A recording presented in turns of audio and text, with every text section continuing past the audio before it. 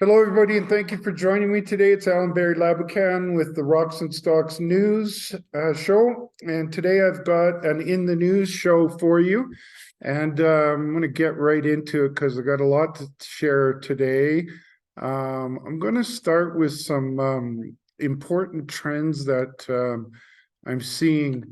Let me just get to my screen share here. Bear with me a second.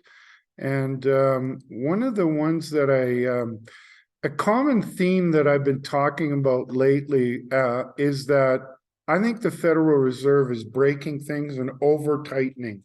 And one of the key components of that analysis is that we've seen that the housing sales have dropped off a cliff. And there was an interesting report out that Zero Hedge put out today. And this chart stood out to me. You've got the home in green here, you've got the home builder confidence. And then here you've got the home buyer confidence. Yes, the home builder confidence has dropped, but it is having a little bit of a rally here. But look at the drop in the home buyer confidence, which is much more indicative of the situation with the sales of homes dropping off a cliff. And I think that the most accurate indicator is this home buyer confidence is quite low. You have to go back to, well, even back to 1980 to 84 area. It got lower than that. It's rallied to just above that level, but still the confidence has been decimated, and that's due to the slowdown in home sales. But what moved gold down $20 today was this print on the department store retail sales was up quite dramatically in January. I think what happened there is that you always have to look at this data a little more closely. And, the headline is what will move the market on the day it goes out. But usually, if you look closer, it will show you what's going to happen as we go forward in the next couple of days or few days. And if you look closer at the data, I think what you see happening here is that after the holiday season, there was a decline in December, and then it spiked in January. What probably happened there was people taking advantage of all the after Christmas sales, bargains that were out there. And but how they're doing it is, I think, what's most important. They're spending. First of all, the employment number suggests that the full-time jobs are in decline while the part-time jobs are increased. So people are taking on second and third jobs, which doesn't make for a strong economy. Plus, the credit card purchases have gone up dramatically. And I would point out that they're paying 19% interest on average. This is not something that can continue. These spikes in sales, department store sales, cannot continue when people are spending, using that kind of debt to buy it. So on the gold front, there was also some important news out. Barrick Gold reports US $735 million Q4 loss compared to a $726 million profit a year ago. Barrick aims to mine more gold after output hits 22-year low. Meanwhile, gold is at a very robust level. So the question is, why are they producing less gold? And a lot of that has to do with high grading of mines. And this isn't just a Barrick situation, it's kind of across the board. In the mining sector, you've seen head grades dropping, and you've seen them have difficulty finding and developing new mines to replace the gold production from their old mines, which puts the supply chain in a difficult situation. They did also announce that they're going to be doing a $1 billion stock buyback over the next 12 months. That's an interesting thing because it kind of tells you that they're not able to find good investments and they would rather buy their own stock back than they would. And that's a bit of a house of cards. You know, we see a lot of industries where they buy back stock to try to make their earnings look better. But in reality, it's a sign that they are not finding good investments out there with their own money in their own business. And they would rather buy back their stock to try to prop it up. Okay, so then there was another news announcement out yesterday. Great Bear Resource proves our thesis, Kinross says. So Kinross bought out Great Bear Resources for $1.8 billion Canadian. And then they came out after spending doing a quarter of a million meters of drilling.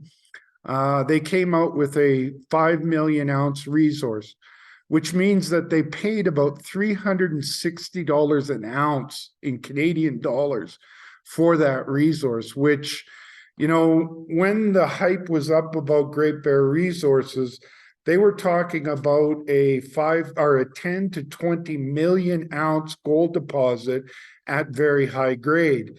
So the resource came in a lot smaller than the hype, and it came in at a lot lower grade of 2.6 grams per ton of gold. That is a significant haircut. And as I was reading this, I kept going back to proves our thesis. And I don't know if their thesis was that they overpaid for Great Bear Resources, but that's what this Kinross news suggests to me, is that they significantly overpaid. $360 an ounce is a lot of money to pay, you know, especially when you can consider many of the gold companies are trading at record lows relative to their resources in the ground. So you're talking $50 or less per US dollar per ounce of gold in the ground for resources. They paid dramatically more than that. So I think their thesis, the only thing it proves to me is that they overpaid quite dramatically for that. Now I want to get onto some bullish indicators for gold. This chart came out from the gold.org. You can go to gold.org, and they put out, the Gold Council put out a report, 30-year trends. You can find that on their website. But what I would point out here that really stood out to me, now this is the data on gold bar purchases. So you're looking at how consumers or retail people are buying gold. And in the year 2008, there was a 500% year-over-year increase, as you can see right here. And it kept on going for a few years. It came down, but still dramatically higher than this period well before 2008. And then in the last few years, it's been on the increase again. And it looks like it could reach a new record high. And this is European bar and gold coin demand is surging after the global financial crisis. And I would say that it's had another big pop, which brings me to this article that I got off of Kitco News. Billionaire John Paulson, central banks are replacing gold with are replacing dollars with gold. You are better off investing in precious metals than US dollars. So not only are retail investors buying more gold, central bankers are at record high purchases. The information is gold will increase in value Well, the US dollar drops, which I've been saying in my reports for quite several months now. And that is the hedge fund manager's outlook for this year, the next 3 years, and the next 5 years. And John Paulson stated, and I quote, "There has been a significant increase in demand from central bankers to replace dollars with gold, and we're just at the beginning of that trend. Gold will go up and the dollar will go down, so you're better off keeping your investment reserves in gold at this point." He sees potential for appreciation and recommends playing the long game. He highlighted the de-dollarization trend and noted that with sticky inflation fears and geopolitical tensions, gold is attracting new investors. He stated, and I quote, "The dollar is very dominant in terms of reserves and trade, but the U.S. post-World War II economy is not quite the powerhouse it was. Other countries do not want to rely on the dollar as much as they have in the past, and the U.S. also has an enormous deficit with the rest of the world in terms of trade and investment balances that used to be very positive, but now is very negative." End quote. He goes on, "If you had dollars and 9% inflation, this year you lost 9% of your money. Interest rates were nowhere close to compensating for that loss. That is driving investors and central banks around the world to look for an alternative reserve currency, and gold is rising again," end quote. Later on, he says, "If you keep your money in fiat currencies, you face the risk due to geopolitical events that your reserves can be seized, as the central banks did with Russia. China probably thinks that as they have so much of their reserves in dollars, if they get into a geopolitical spat with the Western world over Taiwan or something else, there is a possibility these reserves will be frozen like they did with Russia," end quote. Just a lot of really good information that John Paulson is talking about, things that I've been talking about regularly in my reports over the last few months. And a big theme for me has been the reason for this big run-up in the price of the US dollar was the Federal Reserve raising interest rates. Now, it looks like the US dollar traders are getting ahead of the curve that the Federal Reserve next move will be to stop raising interest rates. And I believe that's the reality. You're seeing a lot of economic indicators that they're going to do that. You look at the housing sales, they've fallen off a cliff. Earlier, I talked about the purchasers' confidence has fallen off a cliff.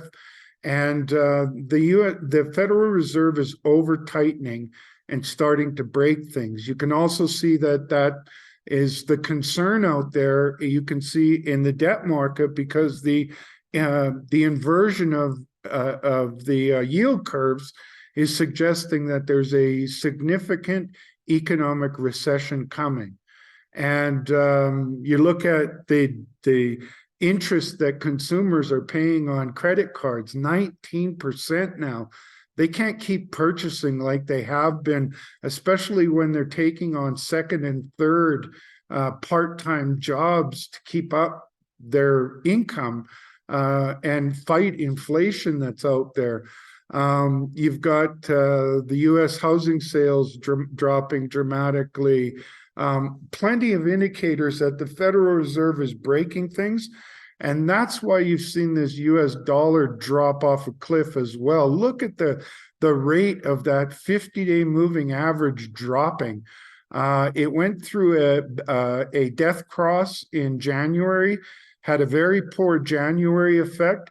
It got a bid in February because the employment numbers were stronger than expected in the February 3rd report. But again, I think if you look into the details of that, you're seeing permanent jobs in decline. You're seeing in the tech industry, Lots of firing and layoffs are happening. They're not bringing on new employees at the rate that they used to. This is going to put pressure on the U.S. job market. Those tech jobs are high-paying jobs, and now those people have to go out and find second and third and fourth part-time jobs. That is not what makes for a strong economy, and is another sign that the Federal Reserve is over tightening. But as the February 3rd report came out, the US dollar caught a bid. It's trading just slightly today above its 50-day moving average. I think on a short-term basis, it's very overbought. So let's go to the gold chart. And this is the end of the day price as of yesterday. It has dropped an additional $20 per ounce down to about here today. So it's now trading below the 50-day moving average. And I believe that that's oversold on a short-term basis, but it's inside of a bullish trend that started way back here in September, October. It had a big move. I've got my wrong dates here. Sorry about this. I'm just going to fix that for you. We want the 200-day and the 50-day. Sorry about this. I hate it when it does this on me. They always have challenges getting it back to correct. Sorry about that. I'll be back in a second with the here's what we want. We want to edit this and make that the 200-day. There you go. All righty. So we're going to go back to gold here. Sorry about the slight delay. Don't want to I do this sometimes and screw things up. So, okay. So back in early November, it blasted through the 50-day moving average. And then in December, it broke through the 200-day moving average and then traded well above the 200-day moving average and had a wonderful January effect reading and went through a golden cross here. It's down $20, so it's trading below the 50-day moving average, but still well above the 200-day moving average. And earlier, I talked about John Paulson talking about his argument for the price of gold, which I agree with. I think gold is going to go up quite dramatically this year in 2023. And of course, you're going to have these short-term oversold conditions, which I think we're seeing right now. But my big argument is that I believe the best opportunity for investors is in the gold stocks, the silver stocks, the copper stocks, and other good metal junior mining companies, because here what we saw was the valuations of the gold stocks from the biggest to the smallest got back to record lows that we last seen in the year 2000. And the year 2000 was the precursor to the 2001 to 2012 gold bull market that not only moved up the price of gold, silver, other metals for over a decade. And the valuations in 2022 got back down to those valuations for gold in the ground. And so it created a heck of an opportunity. And then we've seen a significant rally from beginning of November until, let's say, the beginning of February. And now we're seeing an oversold condition. But you're going to see that in a, look at here, you saw something similar where you had a short-term oversold and then another blast off. I think we're there again. But what's interesting is that as we've had this short-term sell-off, the gold stocks are back down to those valuations that we saw back in here. So it tells you that the confidence, the sentiment for gold stocks, and the conviction of the gold stock investors is very poor. When you can erase 3 months worth of gains in a matter of a few short days, it tells you a lot about the sentiment, and the conviction of the sentiment is not very bullish.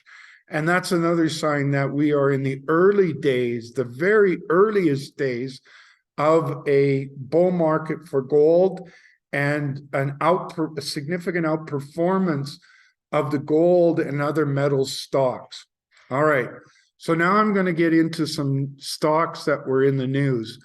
Faraday Copper here has had a pretty significant run of news in January. So first, on January 10th, they announced that they intersected massive copper sulfide and provided an exploration update at their Copper Creek project in Arizona. Then a week later, they announced Faraday Copper reports 15 meters at 10.83% copper, 1.65 grams of gold, and 55.62 grams of silver at Copper Creek. A couple weeks later, Faraday Copper reports 33.77 meters at 3.43% copper, within 65 meters of 1.88% copper at Copper Creek in Arizona. Then a couple days later, they announced the $30 million bought deal financing. 4 days later, they announced that they had increased that to $34.8 million. And then in a very short period of time, so in 12 days, they went from announcing a bought deal financing to closing a bought deal financing. That's a very rapid pace. Well, first of all, it's a lot of money for an exploration company. To close it that fast is an indication that the investors are very excited and wanted to pump their money into it very quickly. And you can't blame them when you hit these kind of intersections, 34 meters of 3.43% copper, 15 meters at 10.83% copper with gold and silver included. You're looking at some pretty spectacular numbers. And that's why they've got this significant investment. Now let's look at the stock, because here again, I think this creates a tremendous opportunity for retail investors. The stock has been on a very impressive run since way back here. They were, let's say, 30-some cents. They basically over doubled. The trend has been very bullish. Higher lows, higher low, higher low, higher low, higher high, higher high, higher high, higher high. They went through a golden cross in January. They had a phenomenal January effect reading, 53 cents, and they closed around 78 cents, 70-some cents in January. So a very big move, and that's what caused this golden cross. Very impressive run on the 50-day moving average. And it looks like the 200-day moving average is about to get more bullish as well. And after closing that financing, they're trading aggressively above the 50-day moving average and the 200-day moving average. And now they've loaded up the bank with the bank account with a lot of money to go after this project in a big way, and can't blame them. And I believe that will generate excellent news flow and drive the valuation much higher. All right, the next company I'm going to talk about is Fireweed. Oh, that's Faraday again. The next company I'm going to talk about is Fireweed Metals. Fireweed Metals drills 56.5 meters of 6.34% copper and 36 grams of gold, silver, including 11.6 meters of 10.9% zinc and 43.5 grams per ton of silver. and that's from the Boundary West drilling at their McMillan Pass project in the Yukon. Some of the highlights: an infill hole intersected that 56-meter intersection with massive sulfide zone within the massive sulfide zone at Boundary West. Several step-out holes successfully intersected stratiform mineralization, massive sulfides, Howard Pass-style mineralization, extending the mineralization at Boundary West. Assay results from 21 holes from the Boundary, Main, and Tom are pending from the 2002 drill program. Fireweed is preparing for its largest ever drill program with a cash position of 38.6 million Canadian dollars. CEO statement: Brandon McDonald, who's the CEO, stated, and I quote, "These results are from the Boundary West. The 2022 Boundary West drilling program includes several significant step-outs and demonstrate that the massive sulfide zone carries good grade and continuity. We hit another intersection in the Howard's Pass-style mineralization in older rock units for which we see further potential across the property. Results are pending from many of the 2020 drill holes that intersected wide intervals of intense fallorite and galena mineralization at the Boundary, Main, and Tom deposits," end quote. So they've been drilling for a few years on this project into stratigraphic horizons, or like, think of it like layers of a cake, and hitting a lot of zinc mineralization. But then they started following that towards a potential feeder zone, and they started hitting massive sulfides with excellent grades. And I believe what's happening here, and I think this next year's program, our 2023 program, will prove this out, is that you're seeing some zonation of grade. So as you get further away from the potential feeder zone and the massive sulfides, you get this wide distribution of high-grade zinc in these layers of the cake. And now they've even seen it in a layer of the cake that they kind of didn't really expect because of these older rocks, not so much the rocks that are as permeable for this zinc mineralization to get out there into these other zones. But what has always impressed me about the project is that they get these very large zones of high-grade zinc.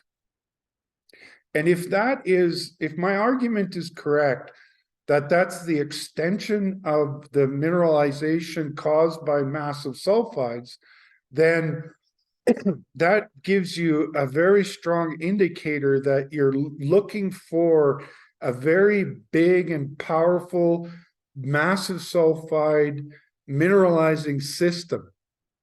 And that's what they're starting to see in their drilling, is as they get into the massive sulfides, they're getting excellent numbers in zinc, lead, and silver. And as you get closer to the heat engine, you're likely going to see more copper. And let me go back to their news release of 2022, because this was a very important news release.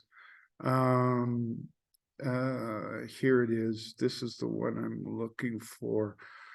Fireweed announced at their McMillan Pass, the best ever intersection at McMillan Pass, 124 meters of 12.3% zinc, 1.3% lead, 45 grams of silver, including 60 meters of 19% zinc, 1.6% lead, and 64 grams of gold, or silver, sorry. And they also had some interesting, so as they get closer to the heat engine or the mineralizing system, they're getting their thickest intersections as they get into the massive sulfides, the start of the massive sulfides. they're getting their thickest intersection and their highest grade. And I believe as they keep following that to the fault, the potential feeder fault, that as they go deeper, they're probably going to start getting into more gold and more copper. That's the way the zonation of grade is in these massive sulfide systems. So you've got the extension looking very good. As they get back towards the massive sulfides, the zones are getting thicker and higher grade, and they still have deeper to follow and get closer to the heat engine, where I think you'll see the copper and gold numbers kick up. So Fireweed has 117 million valuation. They got about $38 million, or probably over $40 million in the bank. They got a big investment from the Lundin family, which are royalty in the mining business, dynasty, if you will. Let's take a look at their stock. Fireweed, FWZ, Fireweed Metals, had this big run when they announced those excellent results. And then they announced the Lundin investment, kind of been going sideways since then. They're now trading slightly below their 50-day moving average. Anywhere in between here, the 50-day and the 200-day, I think is an excellent entry point. You might even be able to get in at cheaper than the Lundin family did, because they're, after they finish reporting all their assay results, then they're going to have to wait a number of months before they can get back on the property. They will have more news out in between then, so I think it will stabilize the market, the price, so it won't go back down to all the way down to the 200-day moving average. But I definitely think you could get some bargains in between the 50-day and the 200-day, and then wait for that big drill program they're going to do, because I think you're going to see some pretty awesome stuff out of the company this year, as they drill more to understand the known zones, but then really get into the guts of that massive sulfide system right beside that zinc zones that they found in the sort of the layers of the cake. I think they've got a mine of the future on their hands, and it's no wonder the Lundin family put money into it. They know what mines in the making look like, because they've done it many times in the past. And anytime you can take advantage of any weakness on this stock, I think you should be positioning yourself for a tremendous end to the year, second half of the year, let's say. All right. Now, Firefox, who only has a $15 million valuation, announced that Firefox drills more shallow high-grade gold at the Mustajärvi East target in Finland, including 13 meters of 15 grams per ton of gold and 12.44 meters of 14.34 grams of gold. So you're looking at a metal factor of, about 170, and pretty close to the same thing on both those intersections. They reported remaining results of their fall 2022 core drilling campaign at the Mustajärvi project in Lapland, Finland. They extended the east target. These holes were along two different sections. Here's the highlights, 13 meters. And look at some of these included grades inside of that 13-meter intersection. 1.2 meters of 35 grams, 1.8 meters of 53 grams, including 0.8 meters at 100 grams, 1 meter of 39 grams, that 3.4 at 50 grams. They also had a 1 meter intersection of 170 grams. These are bonanza grades, and it wasn't the only one. You got more bonanza, 1 meter of 65 grams, 2 meters of 50 grams. Carl Lofberg, their CEO, commented, and I quote, "Our drill program in late 22 has 2022 has provided the best evidence yet that the Mustiarve holds replacement style gold mineralization within the potential for bulk tonnage at excellent grades. These most recent holes extend the outstanding results from 22 MJ006 and 021 for at least 20 meters to the southeast and 15 meters to the north, while also revealing narrower high-grade structures with vertical continuity. There is plenty of room to grow the east target in all directions, and our structural model strongly suggests that there is more of this style of mineralization to be found along this 2-kilometer strike length of the system. We expect to be drilling at Mustiarve by April, and we will intend to excavate trenches during the summer for initial metallurgical test work, end quote. And as you read more into this, I think it's important to point out that this is in a very old rocks, and there's a big structure, or there's a structural story going through here that's quite impressive. This is starting to have all the signs of an orogenic gold system to me. And that's what's caused a lot of excitement in Finland of late, is that there's some companies finding these orogenic gold systems in these old rocks that are that have the right kind of structural network. And they talk about some of those signs of structure later in the news release that I advise you to go take a look at. I'm getting more and more bullish on a couple companies, Firefox being one of them, in Finland. They have those old rocks that orogenic gold systems are found in. They have these deep structural cracks in the earth, if you will, that allow those high-grade fluids to make their way, high-grade gold-bearing fluids to make their way up those cracks and then spread out as they get near surface.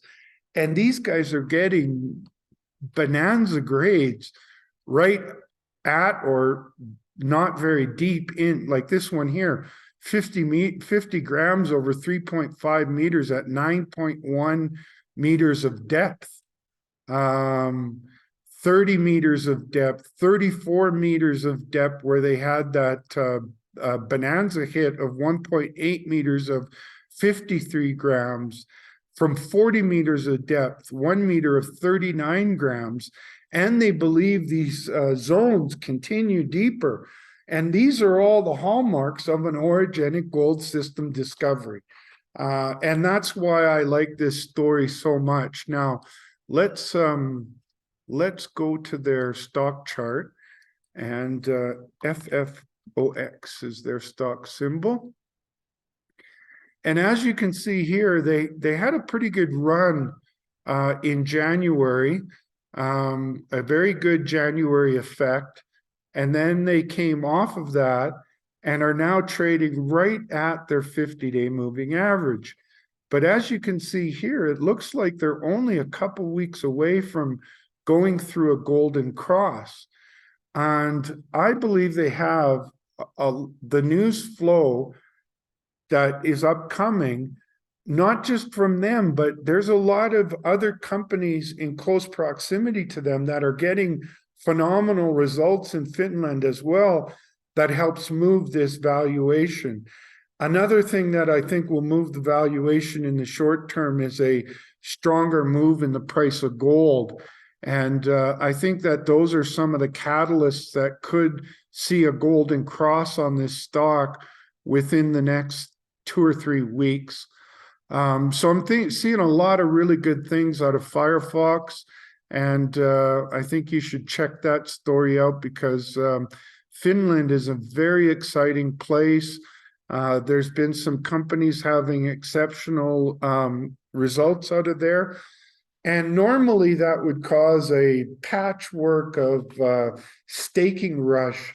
But the reality is that there's only a few small juniors and a couple of majors that have all the key land in this old rock packages that are known to host important orogenic gold systems. And Firefox is one of those companies that has large land packages in that old rock.